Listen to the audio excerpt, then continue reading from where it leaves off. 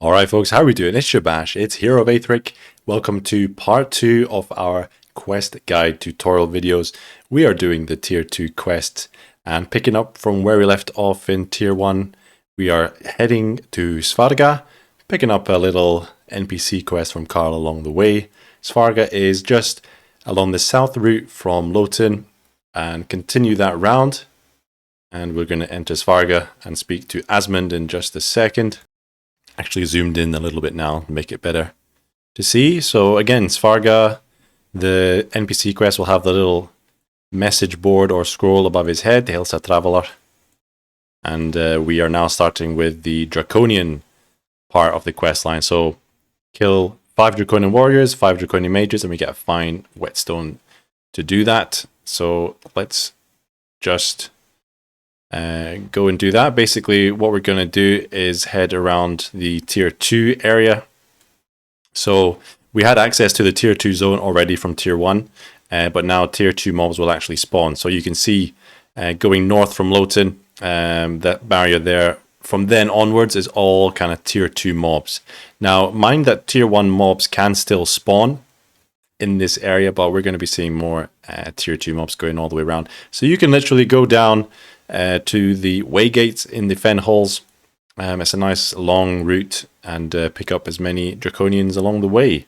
It's going to be our plan, I reckon. Make sure you also unlock the waygate south of Loten. This unlocks at tier 2, Loten Forest Gate. Gonna pop a little torch and these lucky coins. So the lucky gold coin doubles your gold income from monsters and bosses, and the lucky silver coin doubles your Ornn income from mobs and bosses as well. That works for dungeons in that works for monsters and bosses in dungeons as well. So I recommend using those anytime you're playing. Like literally, if you're just going to farm for 5 or 10 minutes, I would still put them on, because typically all bosses in the game after tier 2, tier 3 are going to start dropping them, and you really will never run out of them in the future. So killed a few Draconians already. The Draconian will probably give you a gear upgrade in terms of armor as well, whatever class that you chose. So if I just swap in my new Draconian robe, and can't put anything else, but a nice little upgrade just to ensure we don't take as much damage. All the Draconians are up here next to Vinland. You see there's a Draconian Lord, the boss there as well. We will have to kill a Draconian Lord at the end of tier 2. But the fact is, because bosses will respawn infinitely in the zone as long as you keep killing them, we don't need to worry about saving it for later, as is commonly recommended for Ornna, where the boss respawns is like 3 hours, and it's not even guaranteed. So you can feel free to kill the Draconian Lords if you can. Cheeky little Arachne boss kill. Get maybe a level out of this. Level 36, nice. Last few Draconians. Okay, this is the final Draconian mage. And what I'm doing, actually, I'm walking to the Fen Lagoon and the Fen Halls, because I'm going to go pick up the waygates. Pretty much halfway there already. Grab the clickables along the way. Do quest mobs as well, so daily quests or town hall quests. Accepting this NPC quest from Beatrice, acquire souls. We get that from the arena, which we'll talk about relatively soon as well. And that is the Draconians completed. Bit of gold, bit of experience, some Ornns, and we got fine whetstone, which upgrades a normal whetstone, a level 2 weapon, to level 3 immediately. So I'm actually saving my whetstones actually for the tier 3 weapon we get, because the Fallen Mage Staff, it can pretty much carry us into tier 3, and we'll save that for later. So I'm going to grab this this waygate here, Fallen Champions Clearing, and then I'm going to go down to Fen Halls. Waygate, grab that because I was kind of over here already, and then we're going to go back to meet Asmund in Svarga to start the next story quest. And we're back in Svarga, speaking to Asmund, and he's going to tell us to go to the arena now. The arena, defeat 5 arena opponents. Okay, so this is basically PvP. except it's going to be AI controlled. And we're not going to be going into live PvP. And we're going to have to go to the Fallen Champions Clearing. That is this arena over here. So, got to wait for this Champions Gate to cool down. Can also just walk to these places. Gonna walk to the outskirts, do some boss killing along the way. So we'll see you there. If you haven't got a pet by now, and you're tier 2, I would recommend getting either a snake or a wolf at tier 2 for a pet. Just check the bestiary shop in Svarga or in Vinland. A little bit of extra damage, and the snake can poison as well, which applies a dot to your enemy, so it's pretty good even though its attack is not so high. So I do recommend getting a pet if you haven't done so already. And of course, if you can get a fallen weapon, which will give you 50 magic or 50 attack, if you are a warrior or thief type class, I recommend trying to get one before you go in the arena. That will really help us out to kill people. Okay, so once you go next to the arena, you just opens up, tap on it, hold to spar. And I recommend putting on Magic Boost or Warcry. And this is going to be hit or miss depending on if your enemy has actual gear or not. So we're probably outgeared by this guy. He's also 9 levels ahead of us, unfortunately. There is a 10 level range that you'll sit in, so every 10 levels. So don't be disheartened if you don't win all of them. And in fact, here I'm going to just attack straight off the bat. I'm not going to bother with Magic Boost. Use my Tremor 2 skill first up. And if you see that your elements are getting resisted, where it will flash red, then just stick with Bolt. They'll never resist Bolt. And you see the rewards you get in the arena are actually crazy early on. The amount of gold you get relative to monsters is just ridiculous. So it's actually really nice to farm early on, get some gold, get experience as well. You'll typically get 1 level every win around here as well.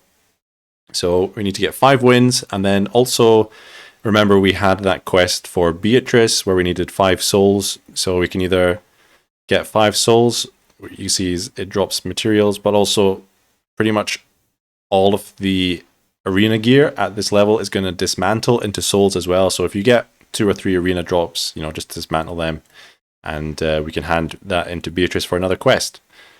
So this is win number 4. Oh, Magician's Shoes. That could actually be a little upgrade. And here's win number 5. Oh, another Magician's Hood. We're getting full Magician's set here. I'm actually going to chill here, get another couple of souls. And there you have it. The arena completed. 5 kills. Now we have to go back to Svarga, speak to Asmund again. And look at this. Quest Seeker 3 achievement unlocked 10,000 orns. The quest achievement is really great to focus on early just for that reason. Okay. Back with our boy Asmund. And now, this is the one we've been waiting for. Build a bestiary and acquire a follower.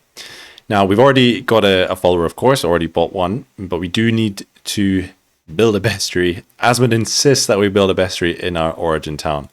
So let's head to our origin town then. You can port there immediately, and we'll just see what the construction costs are to build our bestiary. It's not going to be free, unfortunately. So 100,000 gold, which we're absolutely fine with after getting a few arena wins, and then 10 stone and 25 hide.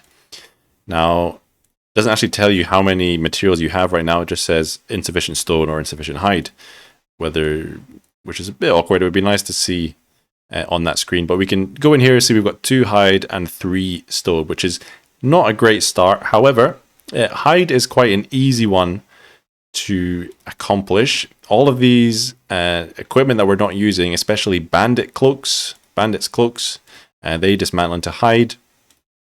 So I'm actually gonna keep that sparkling one.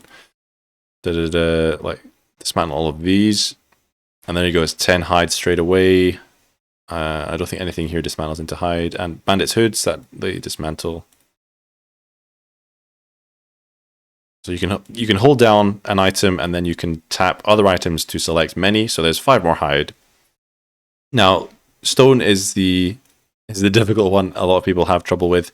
I did make a how to find stone in the early game video guide, and so you can go and watch that, but essentially there's the best way early on is to literally farm clickables, in my opinion. So once we go past this barrier here, we can find clickables on the map, and when you click on them, they respawn just like bosses do, and it can be a number of different things. It can be wood, it can be stone, it can be a mimic chest with a random item or a random material in it. It can be shrines of wisdom, shrine of luck, which double your experience and your orns, respectively. Trying to get a second fallen mage staff there. So here you go, here's a mimic chest. And we got stone. We actually got stone from the chest, which is a bit crazy.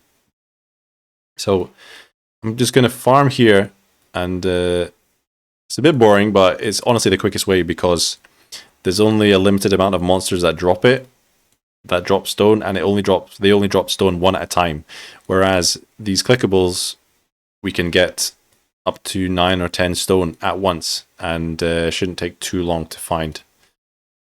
Okay, if you move on into the outskirts, and every second hour it will be raining, and the rain actually spawns these earthworm mobs, and these do in fact drop stone, but not every time, obviously. Let's try and get it from this guy. Oh, okay. Trust me, they honestly can drop stone. So I recommend maybe coming in this area.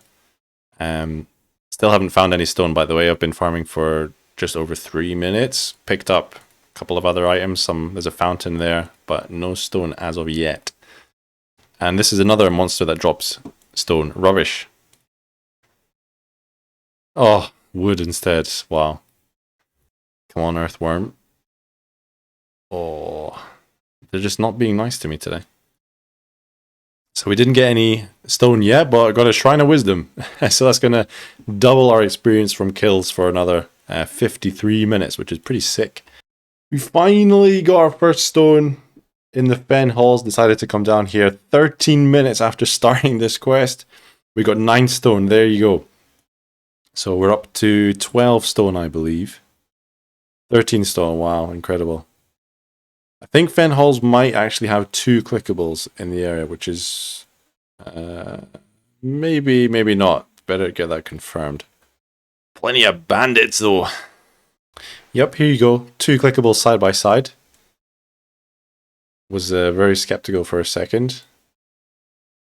There you go. This could be slightly better area than the other ones available. Oh, look at that. Shrine of Luck. Boom! 71 minutes. So we just need it to be raining again, and those mobs that can drop stone will almost definitely drop stone if you've got a Shrine of Luck up at the same time. Awesome. Juicy. And there we have it. 30 minutes later, we've got the stone and the hide we needed. Farmed some bandits at the end there just to get the bandits' hood or the robe in order to get enough hide. So back to our origin town and speak to Gofanin, then tap somewhere where you want to place your bestiary. I guess it doesn't really matter at the moment. And boom. That is the bestiary completed. Small bestial potion, which gives a 1 hour buff that increases your pet action rate. Nice to save that for later. That can actually drop from end of dungeons now. So I would just leave this bestiary alone for the moment. It costs quite a lot of gold to upgrade it. And there are the other bestiaries around in Vinland and Svarga actually can already have up to tier 4 bestiaries, tier 4 monsters from the bestiaries, so we don't need to level up our bestiary at the moment. So back to Svarga then, speak to Asmund for the next quest. And the next quest will be learning about your codex. The codex. I would like you to fill in some entries, and codex entries can be completed by learning all weaknesses, strengths, and abilities of opponents. Also all item drops.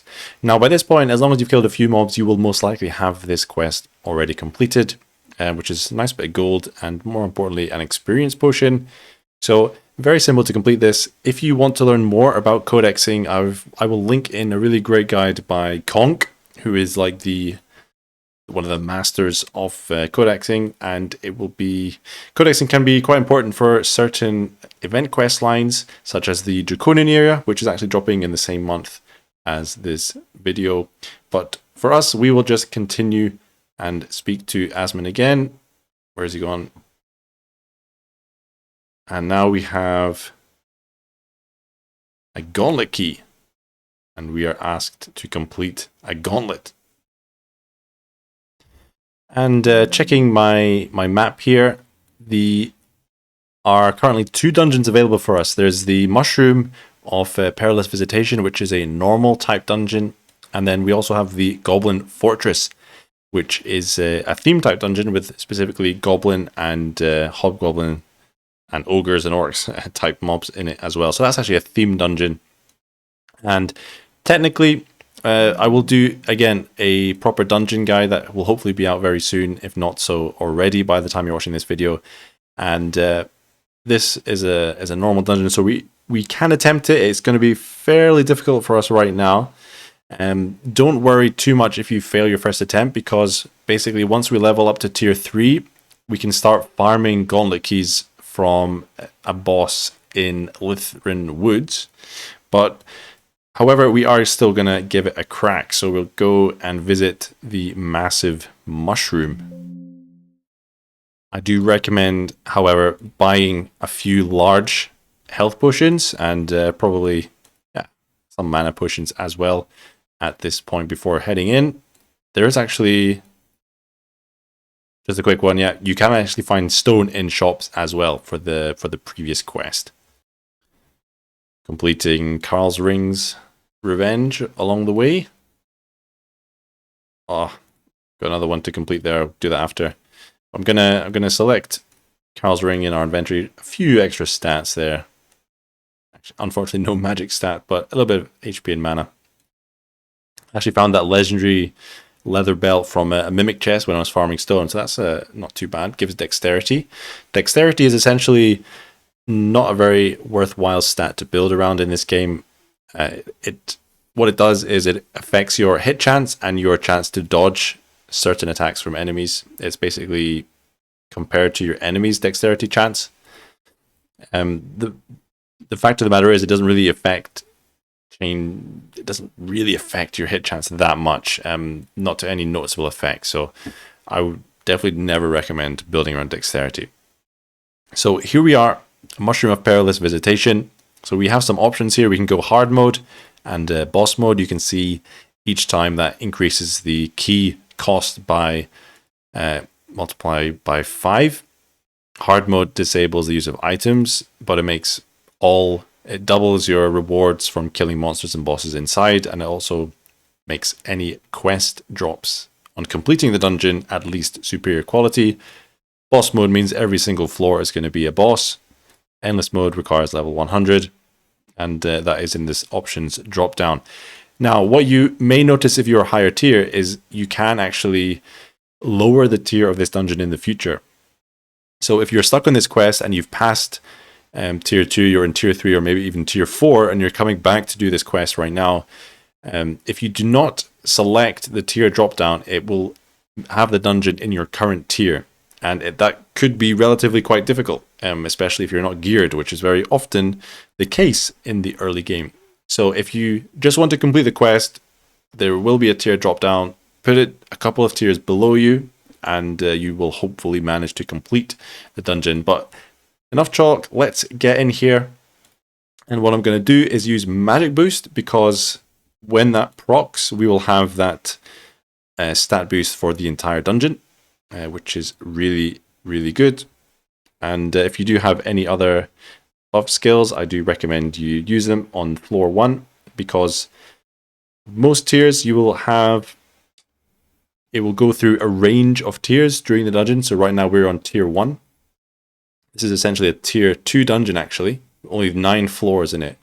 It used to be the case, and in Orna and the early part of Aetheric early access, that you could only enter the dungeon at tier 3, I think, which had a minimum of 10 floors, but they have changed it now.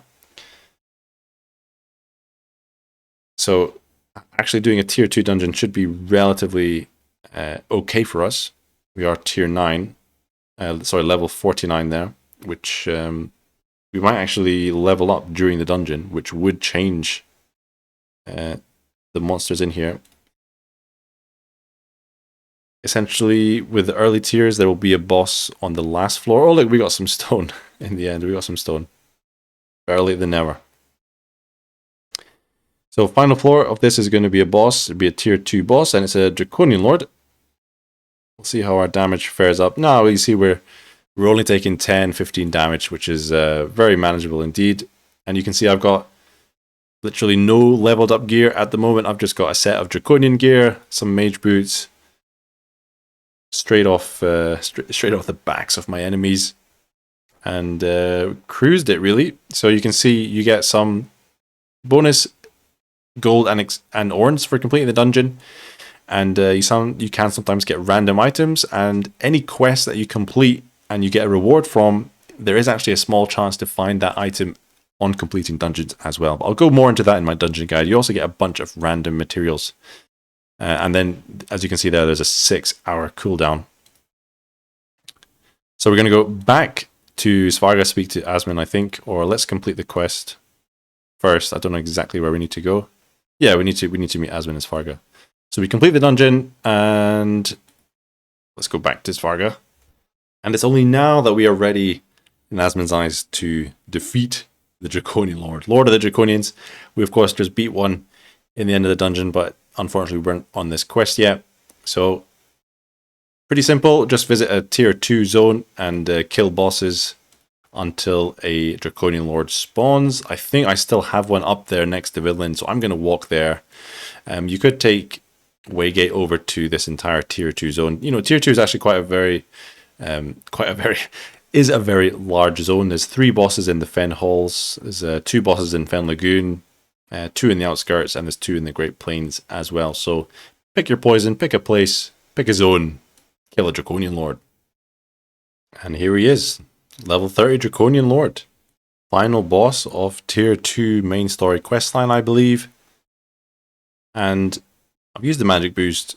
Basically, if it's going to take me more than 4 rounds to kill the boss or the enemy, it's generally worth using the single magic up boost, because that provides a 25% damage increase. So you can see here, it probably wasn't actually worth it. Maybe. I think it was in the end. Got another poor monster tomb. And there we go, level 51. We have reached tier 3. Perfect timing. Map opens up. We can now visit Lythrin. But we have to go back to Svarga, actually. So you get a Draconian Amulet, some orange there. Another achievement, of course. Got to go back to Svarga. We can warp here. And Draconian Amulet is not too bad, especially if you're a mage, to be honest. Bit of HP, you know, a bit more breathing room. Arguably, the monster tombs that give 5% XP, it's not that much. Unless you have a quality game, quality one. You know, if you are a melee character, you definitely want amulets. Amulet tier 1, then silver amulet tier 2, so you can get up to like 20 attack, which is, yeah, just really nice. Anyway, this final one of tier 2 is basically reach the 3rd tier, reach level 50, and we get 10,000 orange, which is really great, and we get another gauntlet key.